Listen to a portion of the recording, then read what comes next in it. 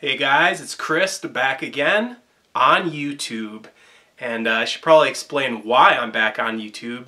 After all, I did say I would not be returning, but unfortunately VidMe is unexpectedly closing down. So really I have no choice. If I want to keep making videos, I'm going to have to use YouTube. So that's what I'm going to do for now. I don't really feel like starting up another new channel on one of the other alternatives. So for now, this is where my uploads are going to be. So that's the explanation. Take it or leave it. But anyways, for my return video, although I did an unboxing video too, I'm going to be doing a pickups video right now. And it's going to be a doozy. I have a lot of pickups. This is a culmination of the past couple months. But yeah, strap in and get ready for this. So let's start with some newer games. This is one I picked up on Black Friday. The Evil Within 2 for PS4. Now this was on sale for $25 on Amazon. But I had some Amazon credit from a previous order that was a late shipment. So I actually got this for $15, so that's definitely cool. I was a bit wary that Shinji Mikami, the Resident Evil director, the fact that he wasn't directing this one. But I looked at the credits and it's mostly the same Japanese studio at Tango, but they just got a Western director to do it while Shinji Mikami still oversaw the whole thing. So yeah, I played a little bit, and yeah, it is good, but you can kind of see the Western influence due to the new director. But the director was the guy that did the DLC for the first game, and that was really well done. I mean, that was almost Silent Hill-like, so yeah, it's pretty good, and I'm glad I only paid $15 for it. But yeah, if you don't know about it, it's basically, you know, Resident Evil 4 style, but this one is a little bit more open-ended. It's not open world like, you know, generic open world game. It's more akin to, you know, I felt the town that you wander around in feels a lot like Silent Hill 2. But we'll see when I get farther into it more what it's like. But it seems promising so far, and I'm glad I didn't pay very much. Okay, next up, this is one I got just before Black Friday. And that is Titanfall 2 for PS4. I think I paid $12 for this, and I always had an interest in the Titanfall series, but since the first game was multiplayer only, I just kind of skipped it. But yeah, when I heard this had single player, it definitely piqued my interest more. But, you know, like the developers' previous Call of Duty games, the campaign is super short, like I believe 5 to 6 hours. So I didn't want to pay full price for it. So yeah, $12. That's just the right price for this length of game. And yeah, it is decent. I mean, it's like Call of Duty mixed with Mirror's Edge and a bit of Vanquish and mech combat games. So yeah, it's pretty cool. I like it so far.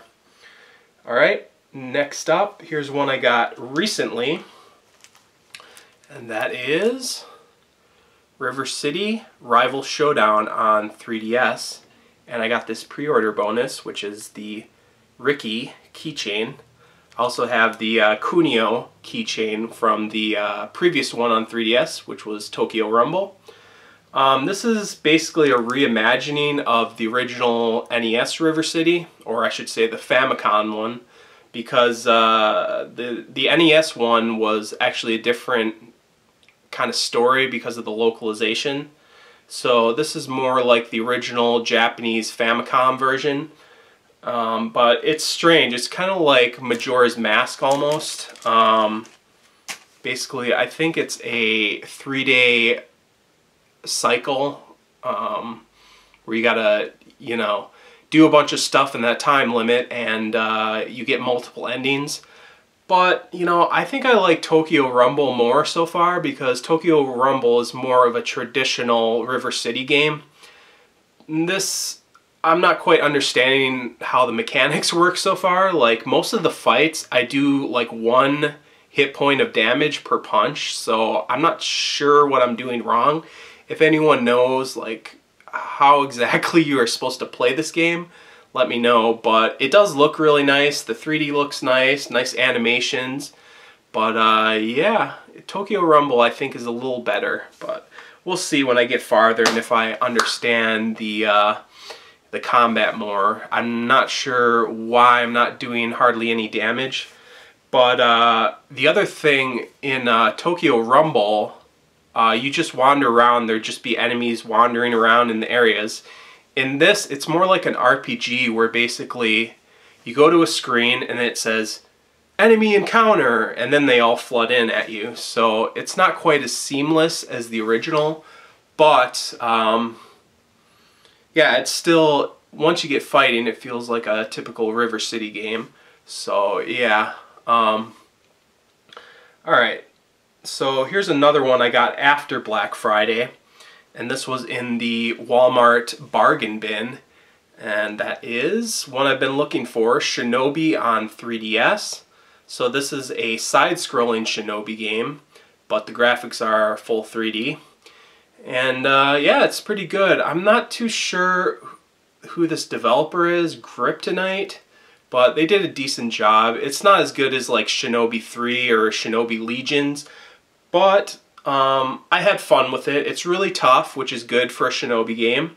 The graphics look cool. The 3D effect looks cool.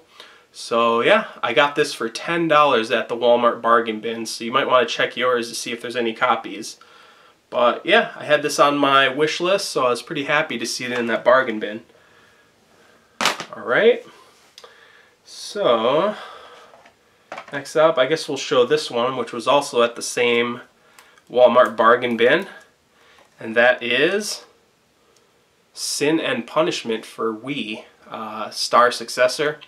Now, I actually already picked this up like 2 years ago when I was in Oregon, but the one I bought had a puncture mark in the front of the case because these stupid later generation Wii games, they have the recyclable cutouts on the actual case, so if you poke it at all, it can get punctured really easily.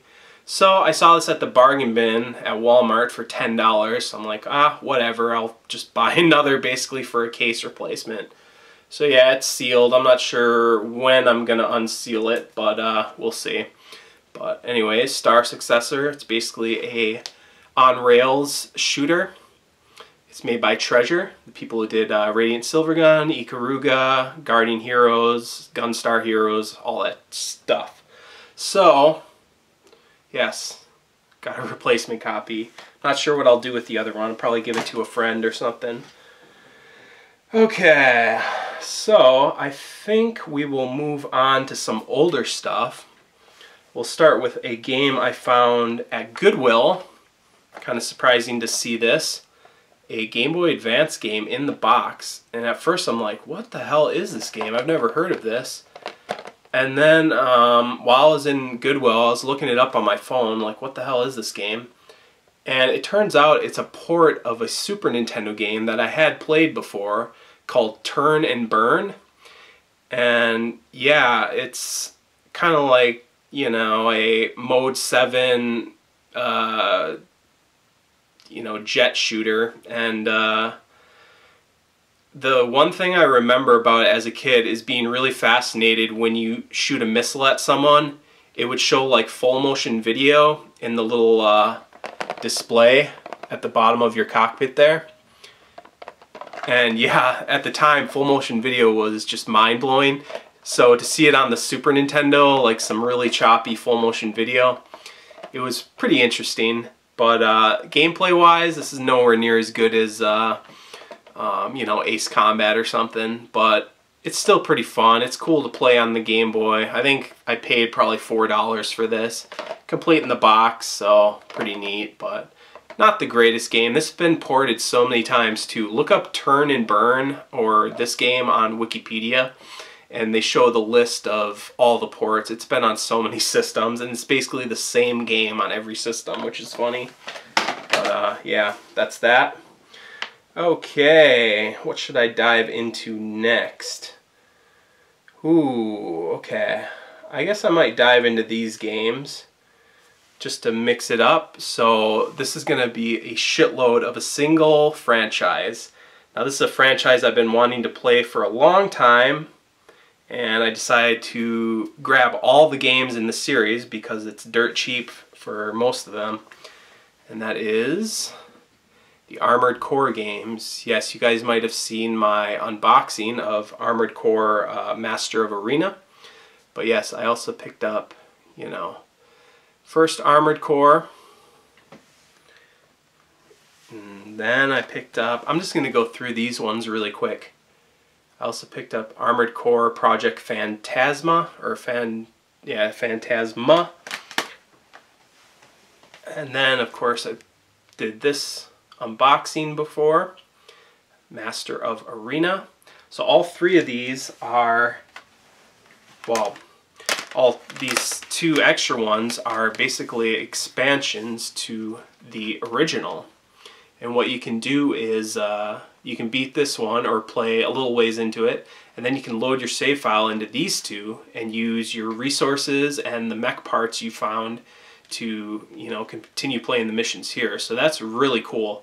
You can also edit emblems, you know, you can change the name of your mech, the color, and everything. So a lot of cool customization. These games actually hold up really well on the PS1, I found. You know, obviously the graphics are not as good anymore, but for PS1 standards, they're actually really flashy and nice. And yeah, it's just a simplistic story, but it gets the job done, and just fun, varied missions. So, yep, I'm currently working through this game. I think I'm about 2/3 of the way done. So, yeah. And so you can expect what the next game is going to be, Armored Core 2. So when they made part 2, it was a PS2 launch game actually. A little rough around the edges. I mean, this is launch day PS2 graphics, but it's the same kind of gameplay as the PS1 games, just, you know, better graphics, you know, early gen PS2 graphics. But yeah, cool game. I only played a little bit of each of these games just to test them out, make sure they work. But then I've got the next one, which is the expansion to 2, Another Age. And yeah, it's just kind of more of the same. I think they refined the graphics a little bit. Yeah, it says right here that there's better graphics. It says there's a better resolution, quicker reaction time. So I don't know if they fix up the controls or something, but yeah, that's that. I guess there's a little less jagged edges in this one compared to the second one. And then finally they made part 3 on the PS2, and this one looks very nice also. Now, up until now, these games still use digital only controls, even though the PS2 came with an analog controller by default. But yeah, they still use those digital controls up until this game. And says it has all new graphics again, obviously new missions, all new 4-player mode, okay. 50 solo missions. So basically every game, you know, just adds new missions, you know, new parts, stuff like that, better graphics. But yeah, it's a lot of these are just like mission packs basically, but the gameplay stayed pretty similar from what I know. I mean, obviously I haven't played the whole series yet, but I did research it. So then this game came out, and I believe this is a expansion to 3 as well. And I'm doing these in chronological order, I believe. Now this one says it has analog control finally, but from what I read, it's basically just the digital controls mapped onto the analog sticks. So this one is supposedly not true analog controls. But yes, this is another expansion. And then we got this one, Armored Core Nexus. Now from what I know, this is more of a, it's a 2-disc game for one. The first game has brand new missions, and then the second disc is actually remastered missions from, I believe, probably the PS1 games, I assume. But I don't know, maybe there's some Armored Core 2 levels. So that should be kind of interesting after I beat the first game to go back and play the same missions on PS2 graphics. But yes, it's 2 discs. As you can see, one is called Evolution, and the other one says Revolution. I believe, yeah, Revolution is the remake of the earlier missions. But yeah, this one was pretty tough to find. Well, you know, these games are cheap, but to find them in good condition, at least on eBay, was pretty tough. So, yeah. But yeah, you know, most of the games are like $10 to $20. I think there was only 2 of them that were $30 to $40.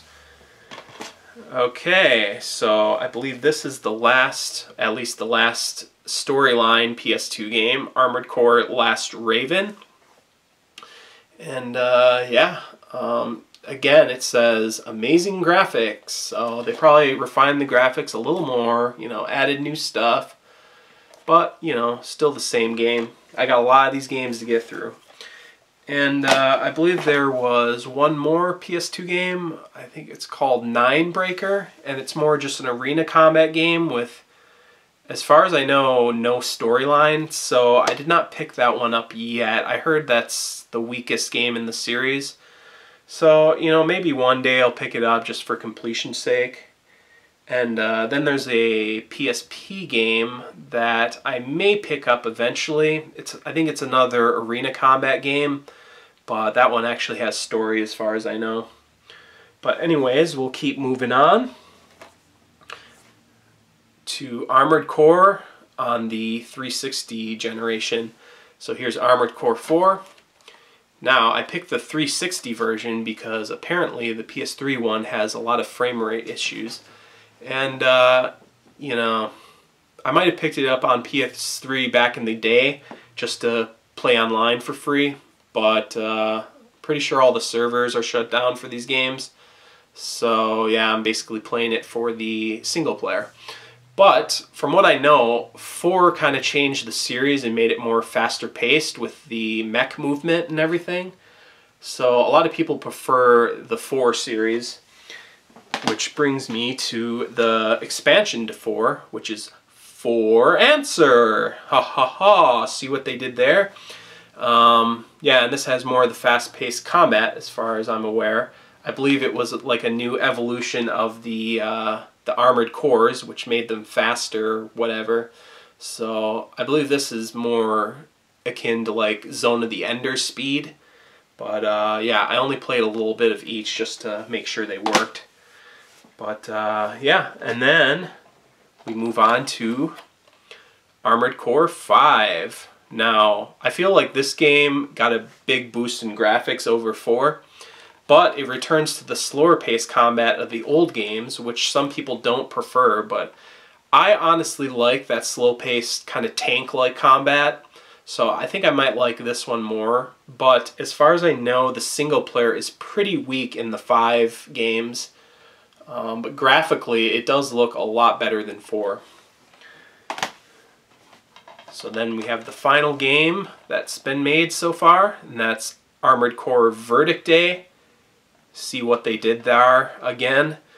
But yeah, just another expansion to 5. And I guess From Software is going to be working on part 6. They just recently talked about that, saying they haven't forgotten about the series, but they have nothing to show yet. So I'll be excited to try that out. Hopefully I can beat all these games before that happens. Kind of the same thing I did with Ace Combat. You know, I picked up all the games because I'm looking forward to Ace Combat 6. Or is it 7? I think it's 7, yeah. Okay, so some strange pickups here. So first up, I picked up this first for $5 at my local used game store, Crysis 2 for PS3. And then later I also grabbed this, Crysis 2 for $360. Because I was kind of looking at the graphic comparison on Digital Foundry, and both versions of this game have kind of pros and cons, so I decided to get both just so I could compare them for myself. I guess the PS3 version has better texture filtering, and what was the other thing it had? Better shadows, kind of better filtered shadows. but this one runs lower resolution than the 360 version. And the 360 version has better frame rate in a lot of scenes, but some scenes PS3 version runs better. So yeah, they're kind of a toss-up. I like how this one looks more. This one looks really soft because it's, you know, maybe 100 lines of pixels lower res. So this one's closer to 720p. But anyways, I really like the Crysis games, so I figured I'd get some more versions of it other than the PC versions, which I started with. Just because, I don't know, it interests me to see how these games ran on, you know, less powerful hardware. So it's kind of cool. And then I just picked up Crysis 3 as well for 360. I didn't grab the PS3 version. I'm not too sure if I will, because this one is just superior to the PS3 version. The PS3 one, again, lower res. It runs worse. This actually has superior texture filtering, unlike 2, which had superior texture filtering on PS3 instead. So yeah, there's not much reason to buy the PS3 version of this unless you have no choice. But I'd say 3 is the better Crysis game than 2, just because they refined all the gameplay mechanics, and I think graphically this one's a little better, but obviously, you know, PC is where I originally played it, and that's where it's going to look the best and run the best. So, but it's a very cool game. I hope they remaster that on you know, either the current gen or gen after that. And I picked this up at Walmart for $15, Left 4 Dead 2. Now I have all the Left 4 Dead games on PC, and I had the first game on 360 as well. But, you know, I never grabbed this, so for collection's sake, I got it. And, yeah, unfortunately it's the crappy Platinum Hits, which does these really generic logos. So when this is sitting next to my Left 4 Dead 1, you have a nice Left 4 Dead 1 logo, and then you have this plain looking one, so that's a bit annoying, but the price was right, so that's cool. But yes, yes. Alright, so another 360 game, and then we're going to go back in time a little bit, and then forward in time.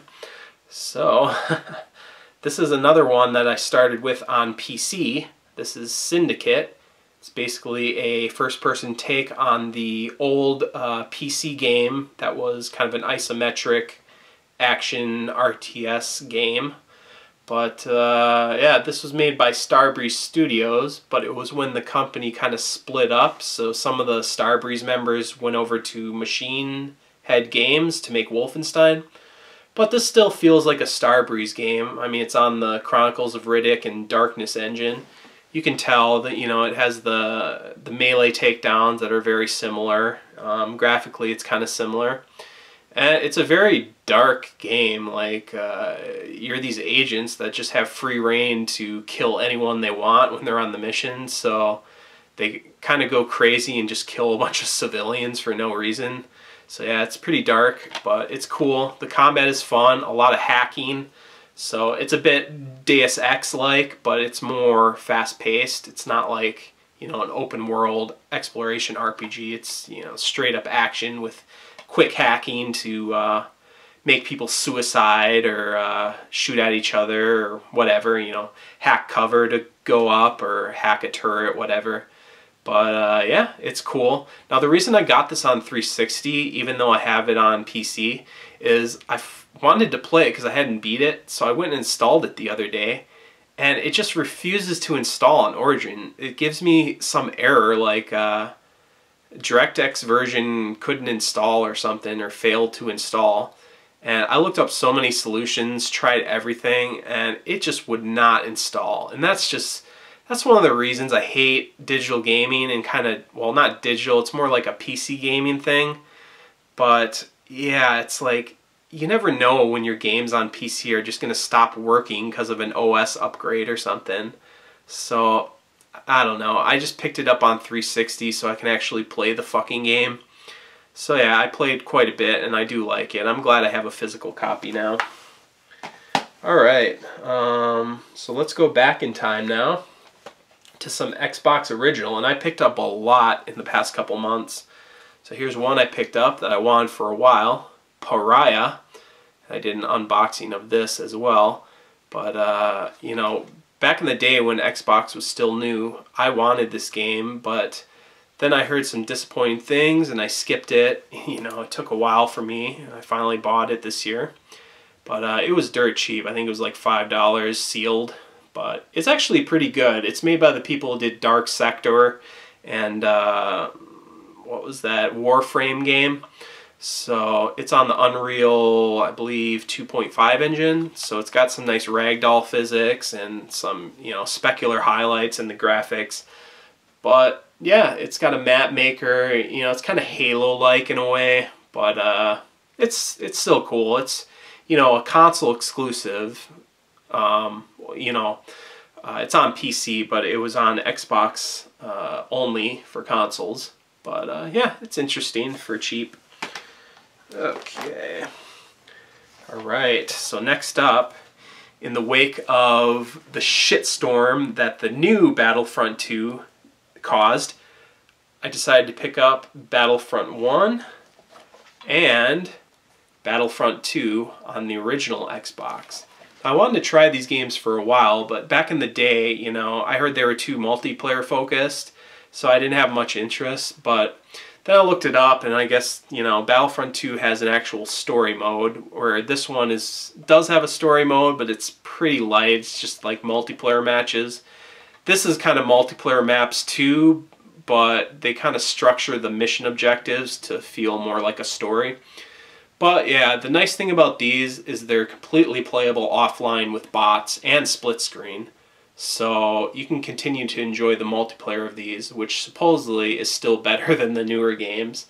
So yeah, I didn't even bother with Battlefront 2 or Battlefront 1 on PS4, but instead I spent my money wisely on these older games. So yeah, fuck EA for fucking up Star Wars Battlefront 2. But at least we have these to play still. And then here's a really cool Goodwill find that I was actually pretty surprised at. The Warriors on the original Xbox. Now I always wanted to try this. The movie's pretty interesting. It's got kind of a gloomy post-apocalypse New York vibe to it. And all these gangs that, you know, don't get along, but then one guy tries to unite them, and then, you know, go see the movie. But I believe this is a prequel to the movie. So you kind of roam around Coney Island and beat people up and do objectives. It's on the Grand Theft Auto engine, you know, the PS2 one. And obviously made by Rockstar, and I thought it would be kind of like shallow combat, like the, you know, GTA or Manhunt games had, but the combat is actually really deep. It's you know, as good as any complex, you know, beat 'em up game. So yeah, I was really surprised, and the Xbox version looks really nice. I guess it's one of the best looking versions. So yeah, I was very glad to find this for, I believe, $4, and you know, it's not completely mint. I think the disc is, yeah, just a couple light scratches, but for $4, this was on my wish list anyways, so I was very happy to find that. It's a very good game. Okay, so I guess we'll go back a little further to the Dreamcast era, and here's one I picked up on eBay, Star Wars Jedi Power Battles. And, well, Episode 1, Jedi Power Battles. So this is a beat-em-up game that originally came out on PS1, you know, in the Star Wars Episode 1 era. But you can use a ton of the different Jedis, even if they weren't in the actual scenes in the movie. And, yeah, it's just like an arcadey beat-em-up with Jedis. And, yeah, it's fun. I mean, I specifically got this Dreamcast version because the PS1 version had a lot of flaws, I guess, and this supposedly fixes most of them. So yeah, it's a cool game. It looks nice, runs 60 frames a second. So yeah, it's nice to get more Dreamcast games finally. And then one more Dreamcast game I picked up. One that I rented, I believe, on PS1 back in the day. And that is Alone in the Dark, The New Nightmare. This is basically a reboot of the franchise after the first 3 games. And this Dreamcast version is actually the nicest looking version, apart from PC, obviously. The PS1 version kind of dumbed down the lighting effects and the character models. But yeah, this one is really nice. The only downside of this version is I noticed the intro cutscene has some like staticky audio issues during just the intro cutscene, which is pretty distracting. So, I mean, the PS1 version has, you know, a non-glitchy intro, but the graphics are worse overall. But yeah, it's still a cool version. It's a nice survival horror game, Resident Evil style, even though this kind of invented that style. But this reboot kind of brings it more to the standards that Resident Evil had, where Alone in the Dark 1 through 3 were even more clunky than Resident Evil 1. So yeah, this is pretty cool. I need to beat it. I forget how far I got on the PS1 version back in the day. But yeah, if you're itching for some old school survival horror, I would recommend checking this one out. Okay, now we're going back forward in time to PS3. Here's another one I picked up at the Walmart bargain bin. That's Castlevania 2. Castlevania Lords of Shadow 2, I should say. And this was developed by Mercury Steam, a Western studio. The first Lords of Shadow had help from Kojima Studios, and I believe that really helped them out to make the first game better than it was going to be. And from what I know, this second game is not quite as good as the first. I'll never like this series as much as, you know, the Japanese developed, you know, 2D side-scrolling Castlevania games. But, you know, I believe this one was $10 as well in the bargain bin, so for that price, I figured I'd try it out. Since I already own the first game, might as well buy the second one, and maybe one day I'll buy that 3DS game as well, but we'll see. Okay, so I guess we'll show a couple accessories here. First up is this accessory.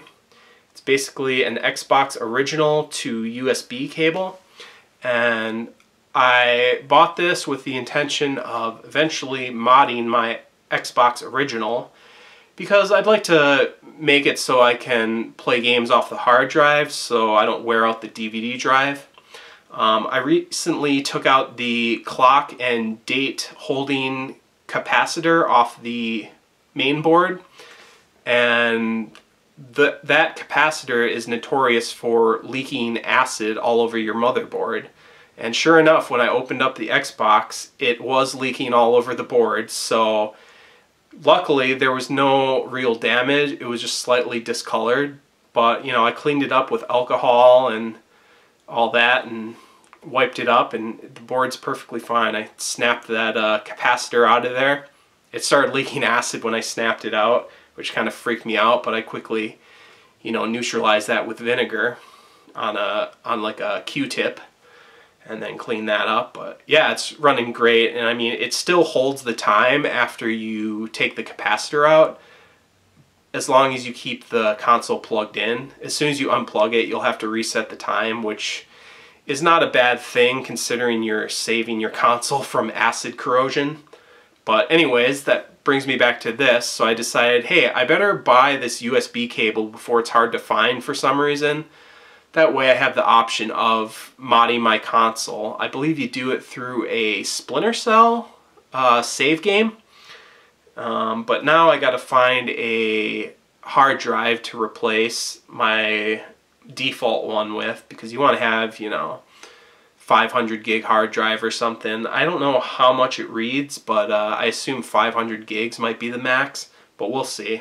But yeah, this is just future proofing. Eventually I'll mod my Xbox, and when I do, I'll let you guys know how that went. Anyways, let's move on. So then we have nothing too special, but I bought 2 memory cards for the PS2, and I was a bit iffy about one. I believe this one I bought on eBay for $9, and I thought it was weird because, for one, you can see the text is a lot brighter on that one, and on the back this one from eBay doesn't have a label, while this one does. And I don't know, the plastic just looks kind of weird to me. So it might not be an authentic card, but who knows, maybe there's different revisions of the card, but I'm worried that it's fake and it might not hold saves very well. But we shall see, I guess. But then I found this one at Goodwill for $2. So I'm like, okay, why did I go buy this one for $9 on eBay? I should have just waited for this to magically appear at Goodwill. But that's usually how it goes. You know, I'll buy a game on eBay and then 2 weeks later I'll see it at Goodwill for less, and it's just the way it goes. But yeah, I figured, you know, more memory is always good because I have a lot of PS2 games now. But yeah, hopefully this weird looking one is not a fake. It looks fake to me, but maybe they just made, you know, different molds. Who knows? But so far it's working okay. Anyways, okay, so here's the big one, the big reveal. And from my previous unboxing video, you may guess what this is, but yes, picked up the Nintendo Switch finally. And why? Well, I'll tell you why. From what I unboxed in my last video. Xenoblade Chronicles 2. You know, I love the Xenoblade developers, so had to go out and buy the Switch. I'm not completely happy with the battery life of the Switch hardware. Everything else on it actually seems pretty decent though, hardware-wise. But yeah, that battery life still bothers me. It's like 3 hours, so... But yeah, this game is pretty cool so far. It's a little low res when you play it on handheld mode. I guess it has dynamic resolution that drops pretty bad. But, you know, I'm used to 3DS, so it's not too bad for me, but it would be nice that if more of the games were native 720p.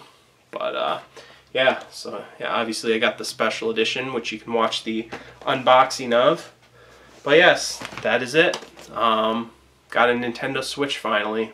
Woohoo! And then, here's one I found at Goodwill as well to go with the Nintendo Switch. A Power A wired controller, a Zelda Breath of the Wild looking one. Now, I actually found this before I bought the Switch for $9 at Goodwill. And I honestly thought this was a normal Pro controller at first until I got it home, and then I just realized it's a wired one that's missing rumble, NFC reader, wireless tech, and I forget something else. Oh yeah, the motion sensor. So this is, you know, it's a cool looking controller with the Zelda design and everything, but you know, I can't recommend this for a primary controller. This is more going to be just a second player controller. These are really cheap normally. I believe they're $30 full price, so getting this for $9 was a really good deal compared to buying a real Pro controller, which is $70, I believe. So yeah, that's the unfortunate thing about the Nintendo Switch. The accessories are way overpriced. So, but you know, that's par for the course for Nintendo. Their shit's always overpriced. But yeah, I don't know what I'll do with this. I'll probably just keep it around for a second player controller if I get, you know, a Smash Brothers game on the Switch. But I think that is it. We are finally done with my huge pickups video for December. And yes, I'm back on YouTube for now, so hope you guys are happy about that.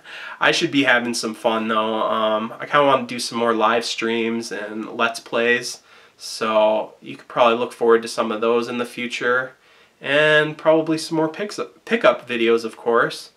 And yeah, that's about it. Thanks for sticking with the channel. I hope you guys are glad that I'm back and you aren't too angry that I cut and run. But yeah, YouTube was pissing me off, you know. Their policies, I know, they're still in place. But I have no choice. VidMe is just shutting down. I was ready to commit to their website, but nope, they let me down. So I guess I'm sticking to YouTube for now. But anyways, that's it for now. I will see you guys next time. Peace out. And just as a bonus, I figured I'd give you a quick updated tour of the retro games room. So let's just give a quick look here. A little bit has changed. I can't remember if I showed you guys the new shelf I got, but I actually got this shelf and another one. So as you can see over on here, I've got my amiibos up top. They're in the package, but the bottom of them are cut out, so I can actually use them. And put all my Xbox original games up here. Really into collecting for this system. And then I decided to put my GameCube games after that. So they were previously on the other shelf. Followed by the Wii games. And then DS.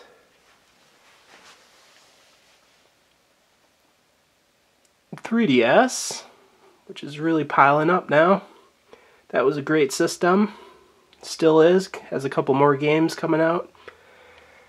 And my PlayStation Vita collection, which is kind of small, but it has some good games on there.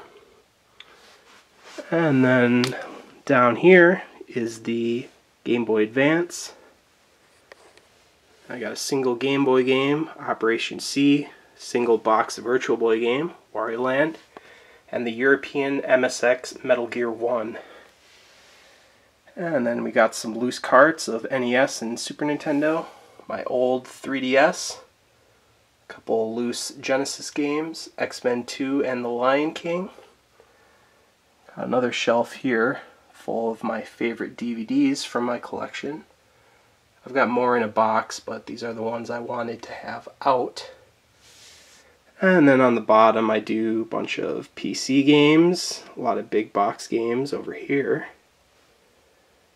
And then just some Blu-rays, some DVDs, and some overflow of PS4. These are mostly PS4 cases, like Thief and Tekken 7 I have steel books for, but that Shadow of Mordor is the actual game, just the vanilla version, since I have the Game of the Year one now. So yeah, that's that.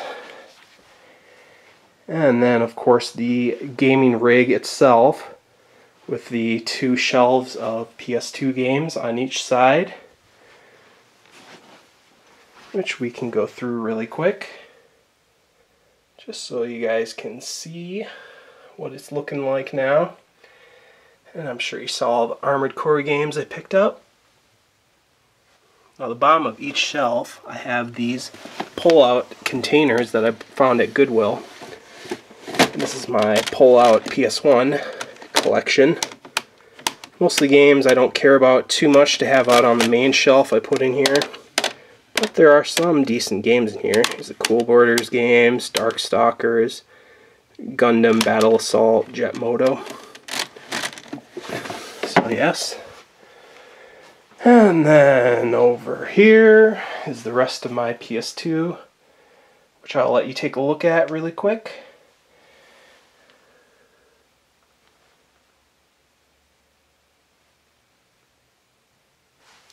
And then under this one I have an N64 pullout, which has plenty of different games in here. Oh, there's Doom 64. And then I got a black case one, which is Turok 3. You got Final Fight, Mortal Kombat 1, and Star Fox, which I have in the box now. So yeah, Turok games, Star Wars Episode 1 Racer, so many different games. Body Harvest. Still some N64 games I want though. Alright, and then of course the rig is pretty much the same. You know, we got NES, Super Nintendo, 3DO, JVC XI, which is Genesis and Sega CD. Got my hacked Wii. The legendary Virtual Boy, of course. And my Dragon Quest 8 slime controller for PS2, which is looking really shiny now because the rubberized stuff started to like melt or peel away. So I had to just clean all the rubberized stuff off of it, which I looked up and a lot of people had to do. So Yeah, it still looks nice though. It's just shiny now. And this is just a box of Amazon AA batteries for the Wiimote. And those are rechargeable, obviously. There's my Xbox original, which I recently took out the clock capacitor for. It's actually very easy to do. I would recommend it. I thought I was going to fuck it up, but I didn't. And then, of course, inside the glass case, we have Dreamcast, PS1 Slim. I also have a PS1 Fat and a PS2 Slim. I used to have a PS2 Fat, but this is all I have now. Then we got my Sega Saturn with official memory card with a Magic Knight Ray Earth sticker and an Action Replay M Plus for imports. Here's a Model 2 controller. Also have a Model 1 and a 3D controller. Here's my Jaguar with Zool 2. Don't have a 6-button controller for that, unfortunately. And then my N64 with my purple see-through controller. And this is a kind of nice rumble pack that doesn't need batteries. It's an Intech, and it's actually switchable between memory and rumble. But yeah, no batteries needed for rumble, which is interesting. And then got my GameCube, my Game Boy Player underneath it, Game Boy Player startup disc, and my black controller. I only have black GameCube controllers for some reason. Never got any colored ones. Maybe I'm just racist. But then we have the rest of the shelves. Here's a look at some of my posters adorning the walls. Just give you a good look. There's a Manhunt 2 poster, Resident Evil 4, Castlevania, Lament of Innocence, Silent Hill 4, Silent Hill 1. I believe this is from a GamePro magazine advertisement. There's a Castlevania 64 one on the reverse side. Radiata Story on PS2.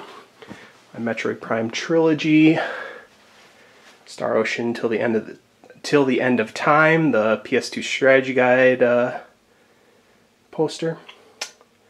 Mass Effect, Mortal Kombat 1 and Mortal Kombat 4 arcade marquees, which my dad worked in the arcade business for a while, so he got those for me.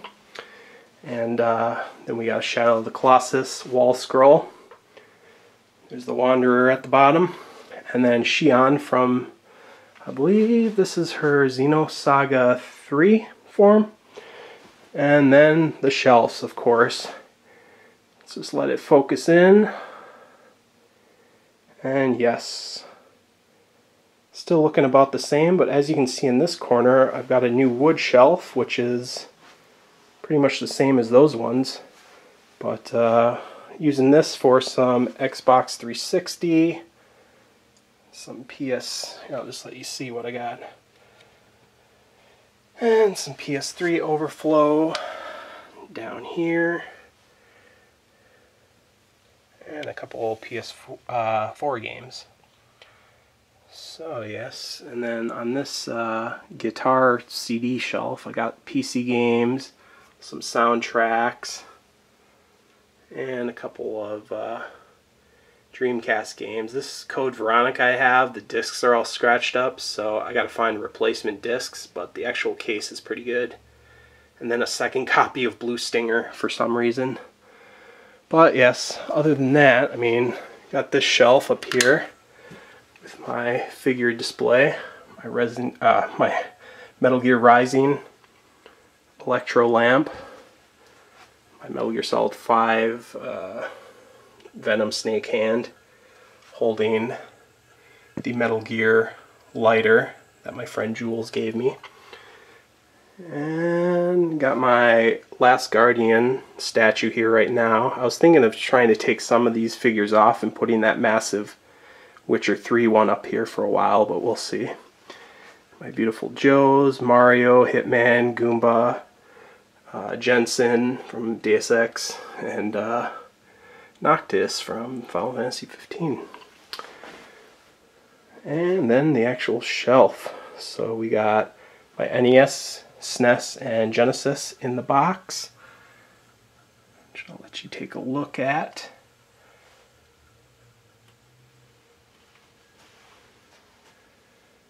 So yeah, I got plenty of good games here.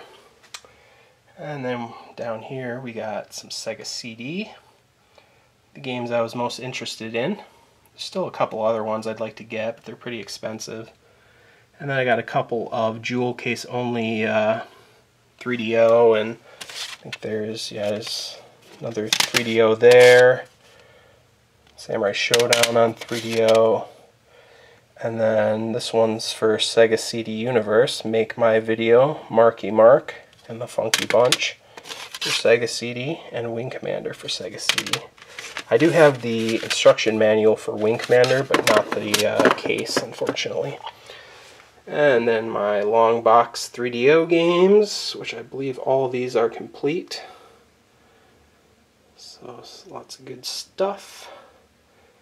And then we got my Sega Saturn.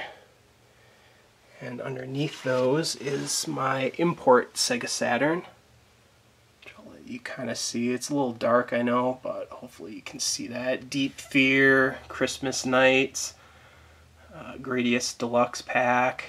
That one on the top there is Gundam Side Story 3. Magic Knight Ray Earth, the Japanese version. Nights into Dreams in the jewel case. That's not an import. That's just from the big box with the 3D controller, but I didn't have the big box. Radiant Silvergun import. Salamander Deluxe Pack, which is another collection. Virtua Fighter Remix. That is a redone Virtua Fighter 1, Virtua Cop. And then got all my long box Saturn, which are so beautiful. And there's Panzer Dragoon Saga. Of course, I always gotta show that one off. And then we start getting to some Dreamcast, which might be kind of hard to see, but yeah, there's not too many there. But, and then down here, I'm not going to go through all of these because there's so many, but there's tons of PS1 games. This and 360 or PS2 are probably my biggest game collections. I believe there's like 108 PS1 games. I got a bunch of long box PS1 games, N64 in the box, Jaguar in the box, and some more Sega Genesis in the box, Tecmo Bowl and NBA Jam Tournament Edition. Here's my digital pictures VHS tape. Another one for Sega CD Universe there. And yeah, and then we just got this shelf, I guess, which on the top has my PSP collection, all my loose Game Boy, Game Gear, Game Boy Advance, Game Boy Color, and Virtual Boy. I got 3 Game Boy Advance SPs. This is one of them. There's my 2 PSPs. There's my old fat model and my 3000 models in there. And I leave the battery packs out of them because they constantly drain the batteries. But I try to top off these batteries every couple months, just hopefully to make them last longer. But here's all the PSP that I have, if you're interested in seeing that. Pretty happy with my collection as a whole at this point, but there's still, you know, maybe 40 games in my wish list. And then a bunch of collector's edition stuff. There's my new Xenoblade Chronicles 2 collector's edition. My Ricky keychain from River City Rival Showdown. Plushy slime, which I got with one of the DS Dragon Quest games. Yes, yes. And then all my strategy guides, which are behind 2 of these Nintendo games. But that hasn't changed too much from the last video. And then just random gaming trinkets in these boxes and some random books. But yeah, that is it. Hope you enjoyed the pickups video and quick updated look at the retro games room. The modern game living room setup isn't much different from the last time, so I'm not going to bother showing it. But anyways, hope you enjoyed, guys. See you next time.